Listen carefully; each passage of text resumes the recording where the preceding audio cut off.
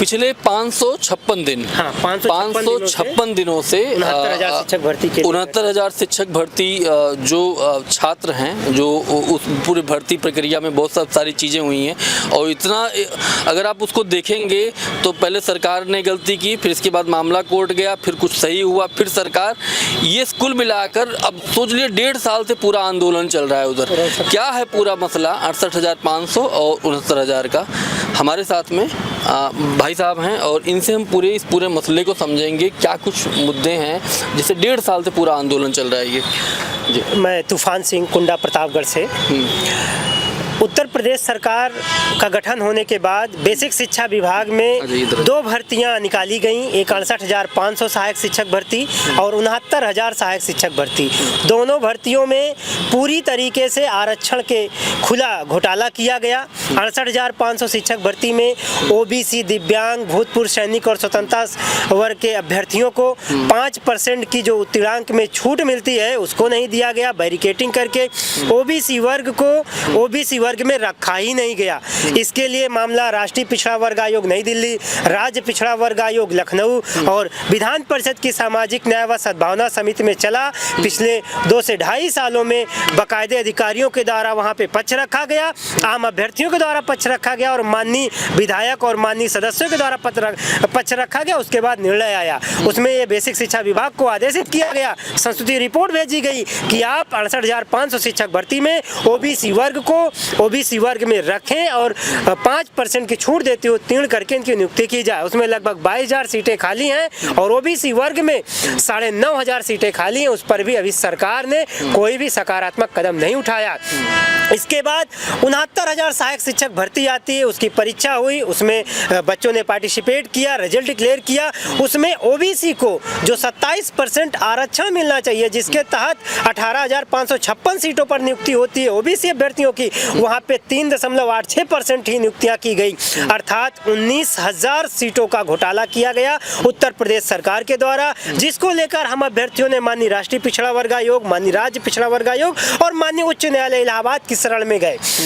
हर जगहों पे सुनवाई हुई। सुनवाई के बाद आदेश आया, माननीय राष्ट्रीय पिछड़ा वर्ग आयोग ने आदेश दिया कि इन अभ्यर्थियों की सूची को आप संशोधित करिए। जो दलित पिछड़े वर्ग से आते हैं, जिनको 27% और 21% का आरक्षण नहीं दिया है, उनको आरक्षण देकर उनकी नियुक्ति कीजिए। इस पर लगातार हम लोगों ने आंदोलन किया। माननीय विधायक, माननीय सांसद लोगों से अपनी बात रखी, बेसिक शिक्षा विभाग के मंत्री जी से रखी, प्रदेश अध्यक्ष जी से रखी। फिर चुनाव से पहले 2022 के चुनाव से पहले माननीय मुख्यमंत्री योगी आदित्यनाथ जी ने इस प्रकरण को संज्ञान में लिया, हमारे प्रतिनिधि मंडल को मुलाकात के लिए बुलाया। उसके बाद एक लिस्ट जारी की गई जिसमें 6800 ओबीसी और एससी वर्ग के अभ्यर्थियों की लिस्ट जारी की गई कि हम इनकी नियुक्ति कर रहे हैं। लेकिन आज 556 दिन हो से हम लोग इको गार्डन में आंदोलन कर रहे हैं, लेकिन उस पर भी प्रक्रिया नहीं बढ़ाई गई।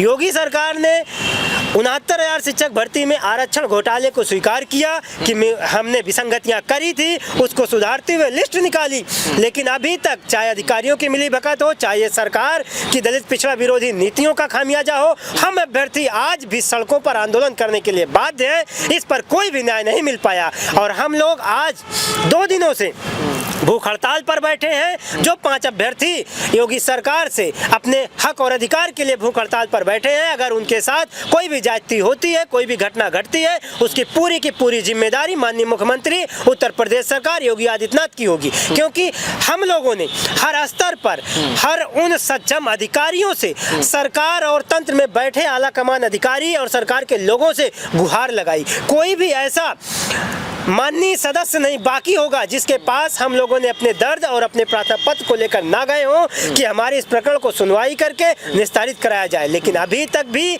इस पर कोई भी कार्रवाई नहीं हुई, चाहे अधिकारी वर्ग लाते हो, चाहे योगी सरकार दलित पिछड़ों को हक न देने की बात करती हो।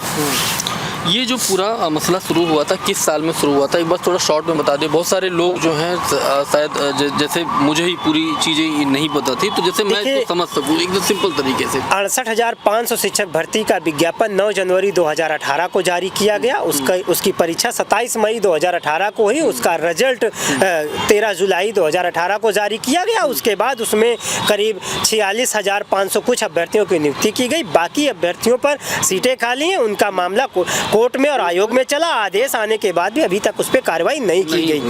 दूसरी भर्ती 69,000 शिक्षक भर्ती का विज्ञापन दिसंबर 2018 में हुआ, उसकी लिखित परीक्षा जनवरी 2019 में हुई और उत्तीर्णांक जनवरी में लगाया गया।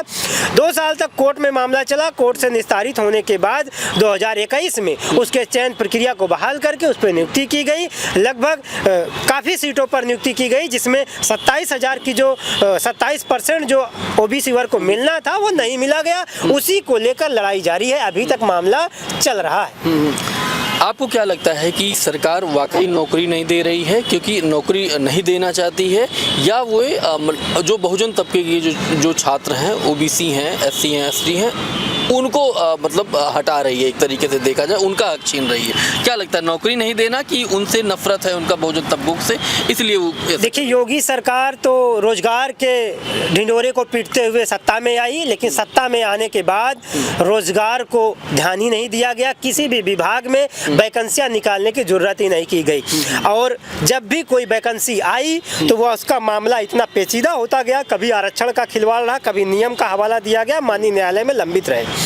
और रही बात, हम लोग तो पिछले 2.5 सालों से संघर्ष कर रहे हैं और संघर्ष करके यह देखा कि योगी सरकार दलित पिछड़ों को किस तरीके से बरगलाने का काम करती है। उनके वोट को लेकर सत्ता में आना चाहती है, लेकिन उनको हक और अधिकार नहीं देना चाहती। जब भी हक और अधिकार की बात आती है, उनको बैरिकेटिंग करके बाहर कर दिया जाता है और इस तरीके से प्रताड़ना की जाती है। हमारी बहनें साथ में बैठी हैं, भूख हड़ताल में 2 बहनें भी बैठी हैं।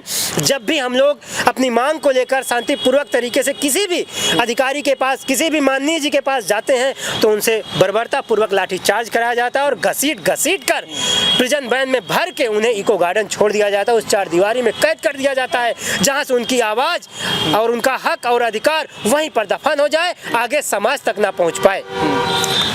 सरकार और पूरा जो तंत्र है, पुलिस प्रशासन वगैरह है, क्या जाति भी आप लोगों के साथ करते हैं? बहुत जाति की जाती है। जब भी धरना आंदोलन होता है, लाठीचार्ज की जाती है, पकड़ के घसीटा जाता है, जाति सूचक गालियां दी जाती हैं। इस तरीके का दर्द हम लोग झेलते हैं, वो बयां करने से भी कम हो जाता है। आप जब धरना स्थल पर पहुंचेंगे तो वहाँ का दर्द देखकर आपका भी रूह कांप जाएगी। इस ठंडी में, इस मौसम में, गर्मी, सर्दी, बरसात में घर परिवार छोड़कर एक अदद नौकरी के लिए, एक अदद रोजगार के लिए, जिससे हम अपने घर परिवार और समाज को ये बता सके कि हम लोगों ने शिक्षा ग्रहण करी और जब हमें हक और अधिकार की बात आई तो हमें संघर्ष करना पड़ा, हमें लड़ना पड़ा। और सिर्फ योगी सरकार में इस तरीके की ज्यादती हो रही है जिस पर कोई भी संज्ञान नहीं लिया गया। तो अभी हम बात कर रहे थे तूफान सिंह यादव जी से, और काफ़ी लंबे समय से पूरा संघर्ष चल रहा है। अभी हाल ही में तेजस्वी यादव ने बहुत सारे ट्वीट किए थे जिसमें वो बता रहे थे कैसे यूपी के लोग जो है बिहार में जाकर नौकरी कर रहे हैं। उस बिहार को, जिसको ज़्यादातर लोग यही गाली के तौर पर इस्तेमाल करते हैं, अगर आप दिल्ली, बम्बई कहीं चले जाइए तो बिहारी मतलब उनको ऐसे बोला जाता है, गाली के तौर पर इस्तेमाल करते हैं। उनका सेंस रहता है बिहारी मतलब एक तरह का गाली। लेकिन वो तेजस्वी यादव, वो बिहार 10 लाख नौकरियां वो दे देंगे, जिस तरह से वहाँ पूरी कवायद चल रही है। और दूसरी तरफ उत्तर प्रदेश के योगी आदित्यनाथ हैं। आप सुन रहे थे छात्रों के साथ क्या हो रहा है, जो संघर्ष कर रहे हैं। आप देख रहे हैं TV11 भारत। मेरा नाम शैलेंद्र है। बहुत बहुत धन्यवाद, शुक्रिया।